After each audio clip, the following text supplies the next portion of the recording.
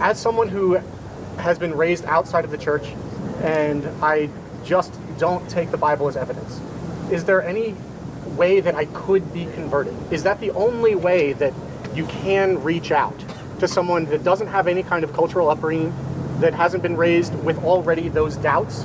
How can you speak to someone who's absolutely legitimately an atheist? Please answer directly. I have many friends who are former atheists. And these people who are former atheists relax their mind. They tried to be as objective as possible and to look at the evidence that God exists. And then once they move from atheism to theism, then they relax their mind. They tried to be as objective as possible and read the Gospels, not as the Word of God, simply as accurate history, because the evidence is the Gospels give us some accurate history. And confronted by the lifestyle, teachings, death, and resurrection of Christ, they saw the evidence is Christ is reliable, and they chose to put their faith in Him. So you said that there were two steps there. The second step, once you've acknowledged that there could be some sort of all-knowing, all-powerful, all-good thing, once you've done that, that's fine. It's that first step that I'm really concerned with. So you're saying that there's actually fact-based evidence that is best explained through an existence of God. Philosophical evidence, yes, sir. I'm not talking specifically about experiments or anything like that, but even philosophical evidence. Philosophical evidence. You think that's the best, most rational explanation? Yes. Do you think that it's possible to both think that the best answer is atheism? That I can logically disprove the existence of the all-knowing, all-powerful, all-good. Yet, through knowing my own limitation, through knowing that logic itself can be flawed, that our brains cannot understand everything, is that enough of a doubt to admit the kind of faith that's required to believe in God? Sir, all you've got to do is look at the evidence for the reliability of Christ. Then you say, no, I'm sorry, not enough evidence, I can't believe. But when you say that, what you are clearly saying is, before I trust anything to be true, it must meet this level of evidence. So my two questions for you then are, in light of the fact that Jesus Christ is not supported by enough evidence, what is the object that you have chosen to trust in? And secondly, what is the preponderance of evidence that supports this option as being more reliable than Christ? I would say that the discussion isn't between two different things that explain the environment that we see, but it's a very specific proposition of either an all-knowing, all-powerful God exists, or it doesn't. And I believe that the evidence supports the second. And I don't think that you need to, that argument specifically requires there to be something else that you believe in. Just like, you can talk about the non-existence of something. If it logically would impact your life in some way, and it doesn't impact your life in that way, then it doesn't exist, without positing something else instead. Tonight, when you put your head on your pillow, tonight when I put my head on my pillow, like it or not, you are living for something or someone. Like it or not, I'm living for someone or something. You have said the reason that you cannot believe in Christ is because of a lack of evidence. No, I said an evidence against. That's a very important difference. All right, fine. Evidence against. So what I need to challenge you to do is explain to me what or who you are living for and why. What's all the evidence that points to whatever the option is you've chosen other than Christ? What's this overwhelming evidence that has convinced you that this option is more trustworthy than Christ? Well, we're talking about two different things here, and I'm trying to answer your question. This is the only way I know how. I'm talking about whether something exists or not, and you brought in value.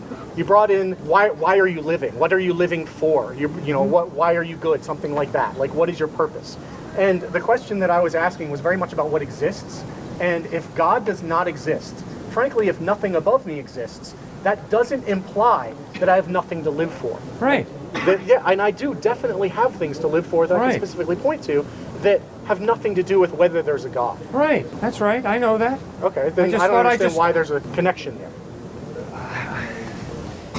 For some reason, you and the two gentlemen before, I'm not sure that you guys respect language the way I do. I agree with those who say that language can just be a power move to assert your power. And that happens at times. But I'm convinced that if we take language seriously and if we listen to each other, we can have meaningful conversation.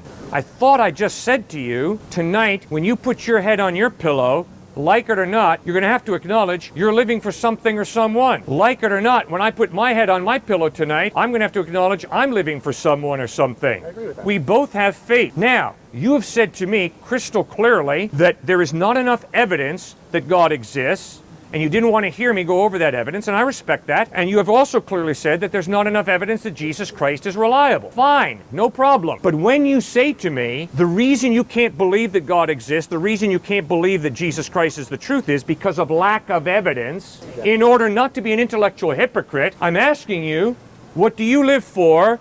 And what's this preponderance of evidence that convinces you that this option is superior to God, to Christ? I can answer the question. I just didn't think it was relevant to the conversation. I believe in flourishing, in human flourishing, in eudaimonia. I believe that we have goodness in our lives, that there are good things to experience and good things to learn and be. I mean, there is an inherent goodness to human life that has no relationship with anything higher than humanity. And once you acknowledge that there's something higher than humanity, it belittles us. I specifically, just so I don't get off topic, that what I live for is flourishing.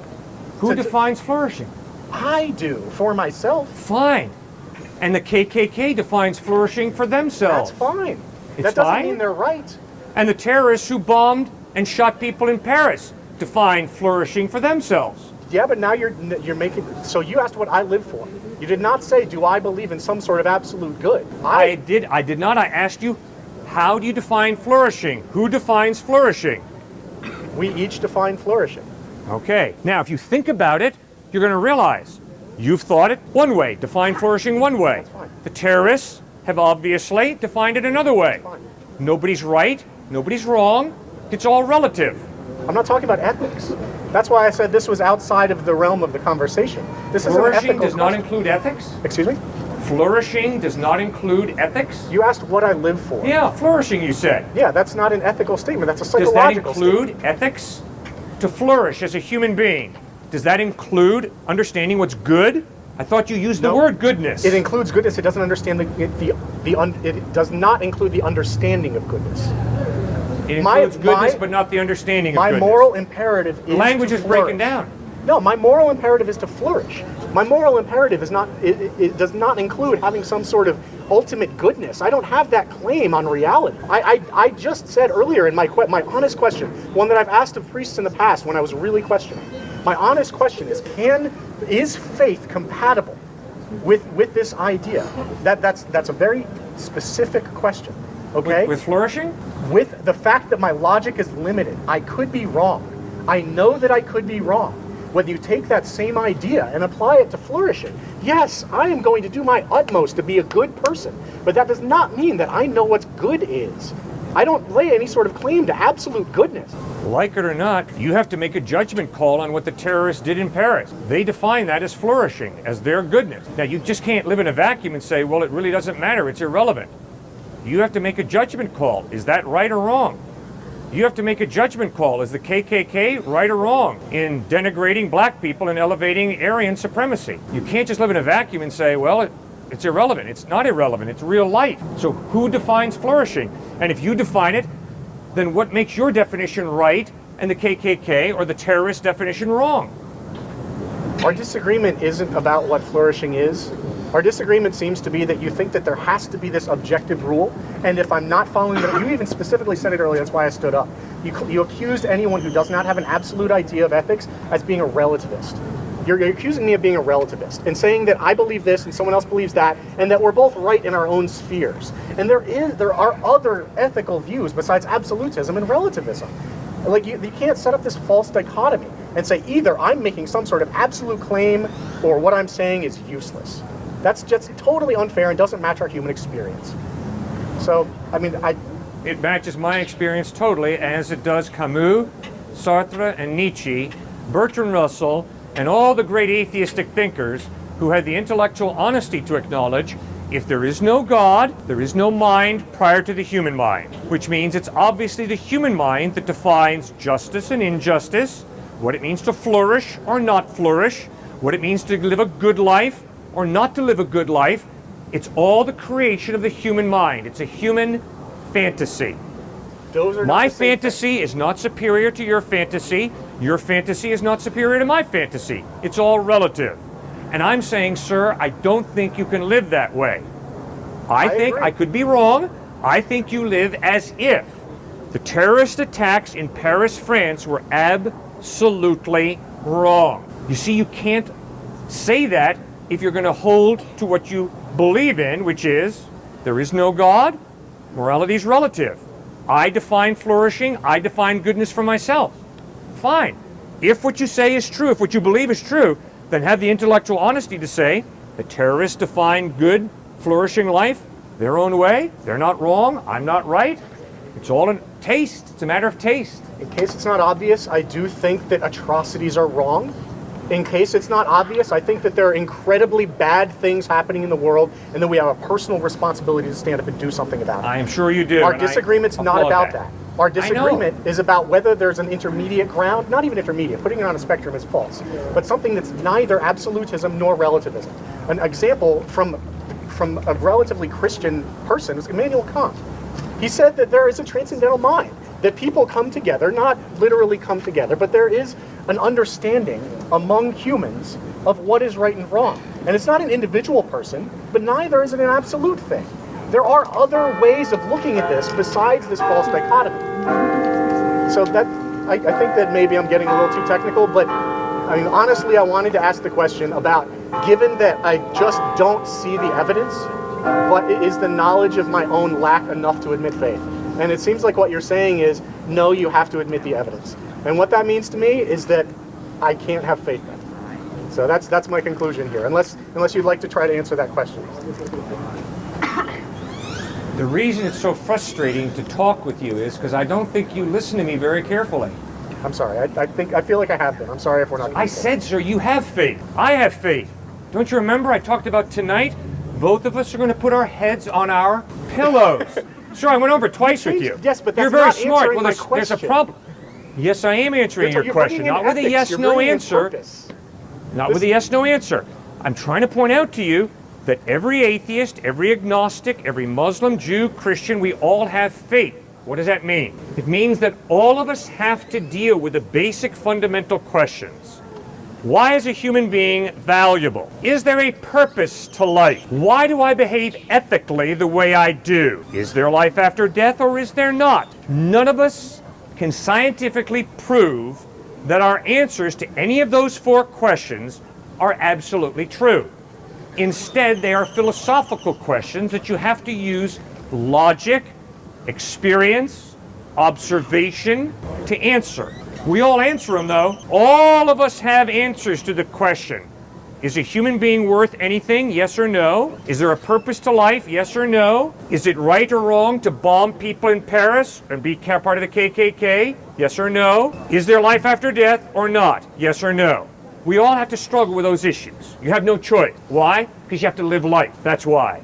You all answer them. Now guess what? All of us have faith when we answer those questions. None of us can prove that our answers to any of those questions is right.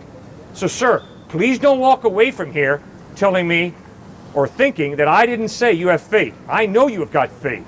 Same way I've got faith. You just have a different faith from me. That's all. An atheist has faith, just a different faith than I do. We all have faith, trusting that something is true, not because we can prove it, but hopefully because we've got evidence. And that's why I pressed you, sir, and said, what's your faith in, and what's the evidence that whatever it is that you believe in is reliable? So I've been straight as an arrow with you, sir. I agree with everything you just said, honestly. Well, good. No, that's not, the problem is that that's not speaking to whether there's a God.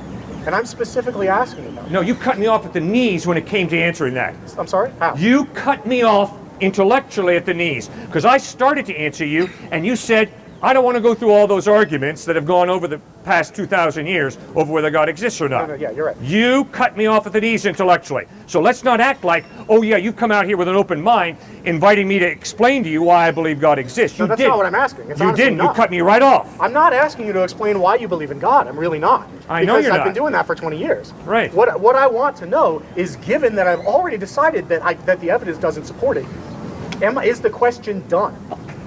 Is there further work to be done here? If I know the best evidence supports that there's no God, is there further work? Should I still keep looking? Yeah. Simply because of the knowledge of my own imperfection. Yeah, you sure should.